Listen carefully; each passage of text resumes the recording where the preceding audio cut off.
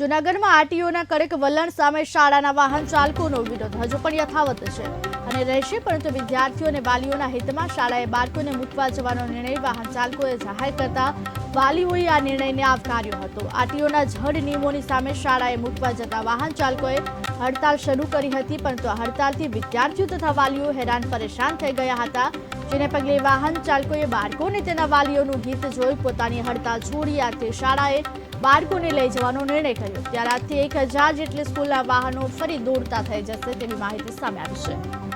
જોકે જૂનાગઢમાં વાહન ચાલકોએ પોતાની હડતાળ સમેટી છે। વિદ્યાર્થીઓ અને વાલીઓના હિતને જોતા આ નિર્ણય કરવામાં આવ્યો છે।